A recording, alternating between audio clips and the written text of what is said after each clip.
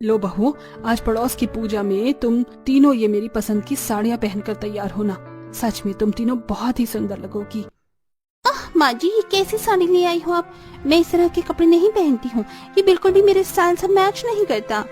हाँ माँ जी, भाविका भाभी ने बिल्कुल सही कहा। इन साड़ियों के कलर्स और डिजाइन्स कुछ भी हमसे मैच नहीं करता है। मैं भी ये नहीं पहनूंगी। भाविका और भूमि ने बिना कुछ सोचे समझे रेखा से उसकी पसंद की साड़ियां पहनने को मना कर दिया। रेखा उनकी बात को सुनकर उदास हो गई कि तभी उसकी सबसे छोटी बहू कोमल बोली, माँ जी, मुझे आपकी लाई हुई साड़ी और ये ज्वेलरी सब अच्छे लगे।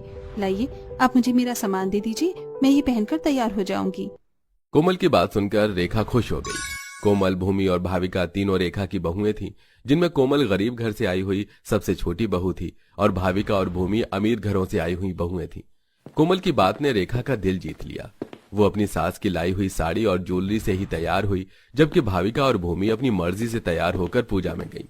और फिर पूजा से लौटने के कुछ देर बाद, भाविका और भूमि भाभी, आपको ऐसे नहीं करना चाहिए था। वो कितने दिल से हमारे लिए ये साड़ियाँ और ज्वेलरी लाई थी। आप उनका दिल रखने के लिए ही ये पहन लेती। तुमने दिल रख लिया ना, बस इतना काफी है।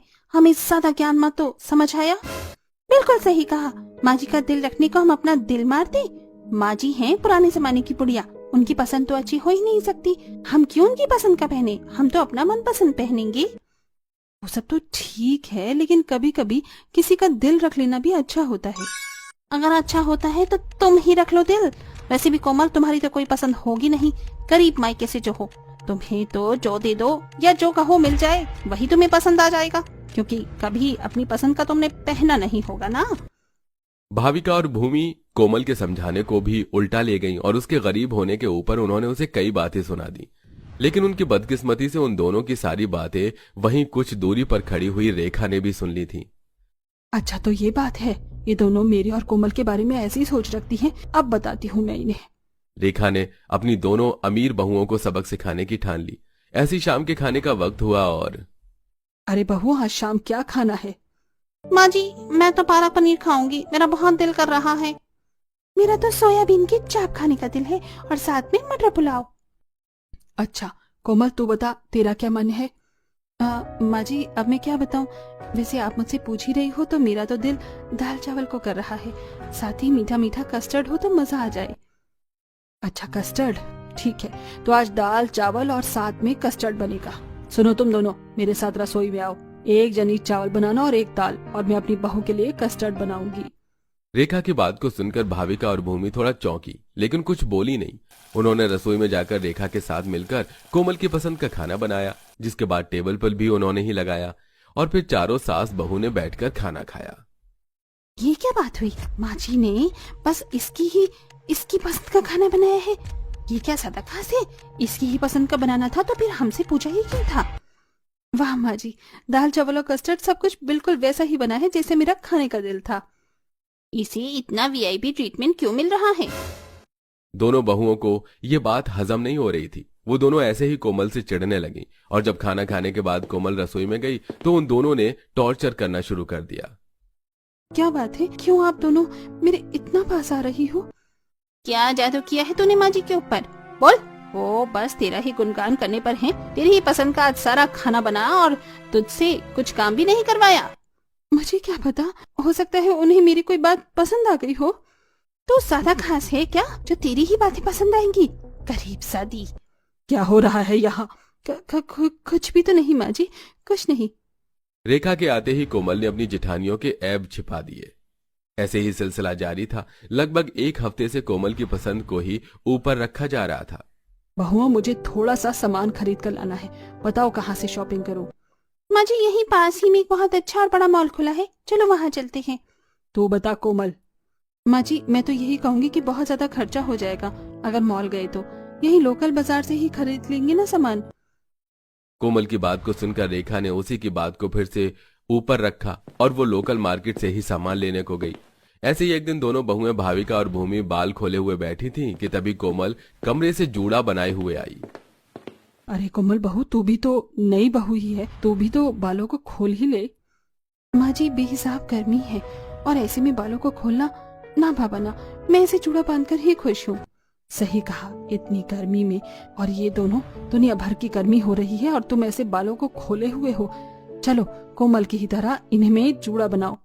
माँ जी, हमें गर्मी में खुले बालों से कोई दिक्कत नहीं है। अच्छा बताऊं क्या मैं तुम दोनों को? चलो जल्दी से जूड़ा बनाओ। रेखा ने जबरदस्ती कोमल की पसंद को सभी बहुओं पर थोप दिया, जिसकी वजह से न चाहते हुए भी भूमि और भाविका को बाल बांधने पड़े। ऐसी सिलसिला जारी था और अब भाविका और भूमि रेखा के कोमल की साइड लेने से तंग आ चुकी थी। ऐसे ही अब पड़ोस में अचानक से शादी निकल आई थी, जिसके बारे में रेखा ने अपनी बहुओं को बताया। सुनो तुम तीनों, पड़ोस में शादी है, अचानक ही सब कुछ हो रहा है। आज शाम को पार्टी में जाने की तैयारी कर लेना, अमीर लोग हैं और हाई क्लास भी। अब बताओ कि तुम तीनों क्या पहनोगी? माँ जी, मैं तो 1 पीस ड्रेस लूंगी। मैं वेस्टर्न ड्रेस पहनूंगी। बिल्कुल भी नहीं, दोनों की दोनों साड़ी पहनना, और वो भी जो मैं दिलवाऊंगी। कोमल बहू, तो क्या पहनेगी बेटा? माँ जी, मेरा मन तो बंगाली साड़ी पहनने का है।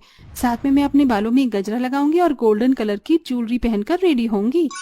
ठीक है बहू, जैसे तुझे अच्छा लगे तू वैसे रेडी होना, मेरी तरफ से कोई मनाही नहीं है। अच्छा चलो, मैं तुम्हें थोड़ी शॉपिंग करवा कर आती हूँ, और साथ ही तैयार करने वाली से मैं बात भी कराऊंगी कि वो तुम लोगों को तैयार कर दे। रेखा की बात को सुनकर तीनों बहुएं उनके साथ बाजार आ गईं, जहां कोमल ने तो मनपसंद सामान लिया और रेखा ने भूमि और भाविका को कुछ भी उनकी पसंद का नहीं लेने दिया। ऐसी जब घर आकर तैयार होने की बारी आई, तब भी रेखा ने भाविका और भूमि को अपनी पसंद से तैयार करवाया और कोमल अपनी पसंद से तैयार हो रही थी। माँ जी, जरा देखो तो मैं कैसी लग रही हूँ। मुझे तो मैं बिल्कुल किसी जोकर की जैसी लग रही हूँ। अरे भूमि भी आ गई, ये भी मेरी ही तरह बेकार ही लग रही है। माँ जी, भाविका भाभी, जरा देखना। ठीक ही लग रही हो। अरे वाह, माँ जी, देखकर बताओ कि मैं कैसी लग रही हूँ। अति उत्तम, बहुत ही खूबसूरत। रेखा कोमल को देखकर बेहद ही खुश हुई और भूमि और भाविका उसे देखकर जल गई। कोमल के बालों में गजरा था, साथ ही पूरे बंगाली लुक में वो बहुत ही ज्यादा सुंदर लग रही थी। कोमल को अपने से ज्यादा सुंदर लगता देख और उसे उसकी मर्जी से तैयार भी होने की वजह से भूमि और भाविका को गुस्सा आ गया। और माँ जी, ये ज्यादा खास है ना, तो इसे ही ले जाओ अपने साथ, हमें आना ही नहीं है। ठीक कहा, मैं जा रही हूँ अपने कपड़े बदलने को। भूमि और भाविका गुस्से में अपने कमरे में गईं और कपड़े वगैरह बदल आईं। बस ये एक ही बहू खास है ना आपके लिए, चाहिए इसे ही ले जाइए। बस इसकी ही पसंद नापसंद की परवाह है आपको तो। जाओ दोनों सास बहू। हाँ है, बस इसी की परवाह है मुझे। तुम लोग इतना जल क्यों रही हो? वैसे भी जिसको मेरी पसंद की और मेरी भावनाओं की परवाह है, मैं उसकी ही तो परवाह करूंगी। जरा सोचो, तुम दोनों ने मुझे दिया ही क्या है? तुमने कभी मेरी खुशी के लिए कुछ किया? कभी अपना मन मारा? कभी मुझे खुश करने का सोचा? नहीं ना। जो तुम्हें अच्छा लगता है तुम वो ही करती हो, तो फिर मैं तुम्हारी परवाह क्यों करूं? जो मैं सब जानती हूँ कि कैसे अकेले में तुमने कोमल को टॉर्चर किया, लेकिन तुम्हारी इज्जत न खराब हो इसकी वजह से ये सब झेलती गई। तुम्हें मेरा दिल रखने के बारे में भी इसी ने समझाया, लेकिन तुम्हें तो कुछ भी समझ आता ही नहीं है। तो ठीक है, तुम मेरे बारे में मत सोचो, मैं तुम्हारे बारे में भी नहीं सोचूंगी। रेखा की बातों को सुनकर भाविका और भूमि का सिर शर्म से झुक गया। अब उनके पास बोलने को कुछ नहीं था, बस बेबसी और शर्मिंदगी से उनके मुंह से दो ही शब्द निकले, माँ जी, हमें माफ कर दीजिए। ऐसे बोलकर वो रोने लगी, जिसे देखकर रेखा ने उन्हें माफ कर दिया। बस फिर क्या था, रेखा ने उन्हें माफी देकर उन्हें उनकी मनपसंद से तैयार होने की इजाजत दे दी, जिसके बाद सभी अपनी पसंद से तैयार होकर शादी में गए और सभी मिलजुल कर खुशी खुशी रहने लगे। कांता अपने छोटे बेटे की शादी पूनम से करवा के एक कमरे वाले ससुराल में ले आती है। आओ बहू, तुम्हारे इस घर में खूब स्वागत है। देवरानी जी, इस चावल के कलश को गिराकर अंदर आओ। गृह प्रवेश करके पूनम अंदर आती है और एक कमरे में 24-25 लोगों को देखकर परेशान हो जाती है।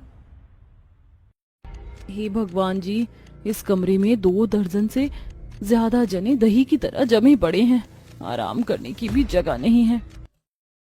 बहू, ये मनोहर की बुआ, मौसी, मौसा, फूफा, मामा और उनके बड़े बूढ़े हैं, सबके पैर छूकर प्रणाम कर लो। जी माँ। प्रणाम मासी जी, प्रणाम बुआ जी। बेचारी बारी बारी से सबके पैर छूती है। इतने लोगों के पैर छूने से मेरी तो कमर का कचुम्बर निकल गया, कहाँ फंस गई। कुछ देर के बाद, जेठानी जी, मुझे शादी के जोड़े में ना बहुत भारी लग रहा है, बाथरूम कहाँ है, साड़ी बदलनी थी। बाथरूम का पूछने पर जेठानी रेखा जवाब देती है, देवरानी जी, कमरे में बाथरूम नहीं बना, यहीं बर्तन और नहाना धोना दोनों करते हैं। अभी थोड़ी देर में मर्दानी बाहर सोने चले जाएंगे तो साड़ी बदल लेना। पसीने से परेशान बेचारी पूनम घर के जेंट्स को बाहर जाने का इंतजार करती है। देखते देखते रात हो जाती है, तभी ससुर गया प्रसाद। चलो भाई, अपना अपना चादर तकिया ले लो, मर्दाने बाहर चल के सोएंगे। सब खुले आंगन में बिस्तर डालकर सो जाते हैं। तभी बिजली कड़कड़ाने के साथ तगड़ी बारिश चालू हो जाती है। अरे महाराज, मेहमानों को बारिश में सुलाएंगे तभी भीतर सब। कांता भौजाई, ओ कांता भौजाई, अरे ओ कोकिला बहू, ओ बहू, लगता है किसी भी लुगाइयों के कान में आवाज नहीं पहुंच रही। तभी पूनम घूंघट करके दरवाजा खोलती है। तभी फूफा ससुर मुंह फुलाकर, अरे बहू, जरा इन सबको खिसकने को कहो, सोने की जगह बनाओ, बाहर बरसात हो रही है। जी फूफा जी। अब कमरे में कोने में सारी औरतें, कमरे के दूसरे कोने में मर्द सो जाते हैं। लास्ट में बच जाती है बहू, जिसे सोने की जगह ही नहीं मिलती। हे भगवान, एक ही कमरे में 25-25 लोग ठूस ठूस कर भर गए। मैं कहाँ सोऊं? जेठानी जी, जरा अपने दोनों बच्चों को सरका लीजिए, मुझे जगह नहीं मिली। रुको जरा, गोलू, पिंकी बेटा, थोड़ा इधर हो जाओ, चाची भी सो जाएंगी। नहीं मम्मा, मुझे गर्मी लग रही, मुझे पंखे में सोना है। भगवान, कैसा आकड़ू बच्चा है। ऊपर से बरसात के चलते कमरे के अंदर कितनी खमस मच गई है। खिड़की खोल देती हूँ।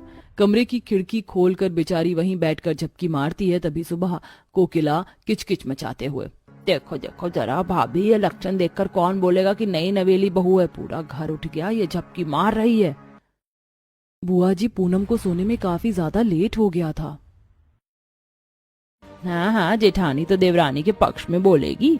हल्ला गुल्ला मचने के चलते पूनम उठकर नहा धोकर सास से पूछती है, माँ जी खाने में क्या बनेगा? बहू, हमारे घर का रिवाज है, बहू चूल्हा पूजन में खीर पूरी बनाती है, वही बना ले। खीर पूरी सुनकर खाई लाल फूफा मामा का मुंह कद्दू जैसा बन जाता है। अरे कांता दीदी, कितना फर्स्ट क्लास बारिश का मौसम हो रहा है, तुम खीर पूरी बनवा रही हो। बहू, सबसे अच्छा तो चाय और आलू प्याज बैंगन के बढ़िया पकौड़े बना ले। 5-10 किलो में बढ़िया से नाश्ता कर लेंगे। 5-10 किलो पकौड़े की फरमाइश पर पूनम हक्की बक्की हो जाती है। ये भगवान, कैसे भूखे नंगे रिश्तेदार हैं। 5-10 किलो पकौड़े खाकर पचा लेंगे। ये सब पेट है या पहाड़? इतनी पकौड़ी बनाने के लिए बेसन कम पड़ेगा। अरे कोई बात नहीं, बेसन मसाले में लाला के पास से ले आता हूँ। शादी के खर्चों के बाद मनोहर के हाथ बिल्कुल खाली होते हैं, इसीलिए बनिए के यहाँ से उधार में ही बेसन तेल मसाला ला कर देता है। तभी मौसी मनोरमा, बहू चूल्हा उठाकर बाहर ले जा, आराम से वहीं पकौड़े छान लेना, कमरे को भट्टी की तरह मत तपा। जी मौसी जी, यहाँ मेरी नींद पूरी नहीं हुई है, सबको पकौड़े चढ़ने की पड़ी है। कुंदक खाते हुए पूनम बाहर चूल्हा रखकर पकौड़े बनाती है। तभी बूंदाबांदी चालू हो जाती है। हे भगवान, एक तो इन मुफ्त के खाने वाले रिश्तेदारों ने नाक में दम कर रखा और बिन बादल की बारिश चालू हो गई है। तभी बुआ सास की दोनों चटोरी बेटी निशा और पूजा पकौड़े मांगने आती हैं। भाभी, अंदर सब लोग लौकी, बैंगन, भांजा, प्याज के पकौड़े मांग रहे हैं, दे दो।